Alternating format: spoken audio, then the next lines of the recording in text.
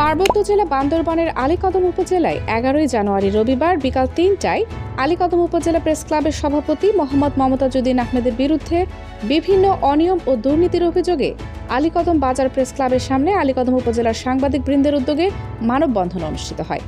পরবর্তী সময়ে অত্র প্রেস ক্লাবের প্রধান ফটকের গ্রিলের মধ্যে ও বাইরের ফটকের গ্রিলের মধ্যে তালাবদ্ধ করে অত্র উপজেলার সাংবাদিক বৃন্দ। এছাড়াও বিকাল 4:30টার দিকে আলীকদম উপজেলার বাজারস্থ প্রেস ক্লাবের সামনে আলীকদম জোন বরাবর স্মারকলিপি প্রদান করেছেন উপজেলার কর্মরত সাংবাদিকরা। দেশ দর্পণ নিউজ, দেশের সাধারণ জনগণের সংবাদ মাধ্যম। আপনার সংবাদ এবং বিজ্ঞাপন প্রচারের জন্য যোগাযোগ করুন স্ক্রিনে দেখানো হোয়াটসঅ্যাপ নম্বরে।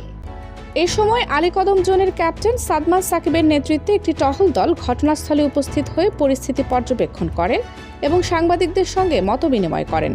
আলোচনাকালে সাংবাদিকরা আলীকদম উপজেলা প্রেস ক্লাবের সভাপতি মোহাম্মদ মমতাজউদ্দিন আহমেদের বিরুদ্ধে উত্থাপিত বিভিন্ন অনিয়ম, দুর্নীতি, একনায়কতান্ত্রিক পরিচালনা, দীর্ঘদিন নির্বাচন না করা এবং প্রেস ক্লাবকে ব্যক্তিকেন্দ্রিক পরিচালনার অভিযোগ মৌখিকভাবে তুলে ধরেন।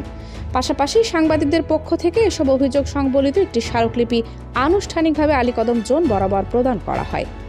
স্মারকলিপিতে সাংবাদিকরা উল্লেখ করেন, দীর্ঘ প্রায় 27 বছর ধরে কোনো নিয়মতান্ত্রিক নির্বাচন, সাধারণ সভা কিংবা গঠনতন্ত্র অনুযায়ী কার্যক্রম পরিচালনা না করায় আলীকদম উপজেলা প্রেস ক্লাব কার্যত একটি অকার্যকর ও অগণতান্ত্রিক প্রতিষ্ঠানে পরিণত হয়েছে। এতে করে প্রকৃত পেশাদার সাংবাদিকদের মতপ্রকাশ ও সাংগঠনিক অধিকার ক্ষুণ্ণ হচ্ছে।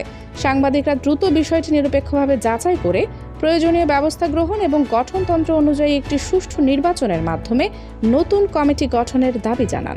এ সময় উপস্থিত সেনা কর্মকর্তারা সাংবাদিকদের বক্তব্য মনোযোগ সহকারে শোনেন এবং বিষয়টি কর্তৃপক্ষকে অবহিত করার আশ্বাস দেন।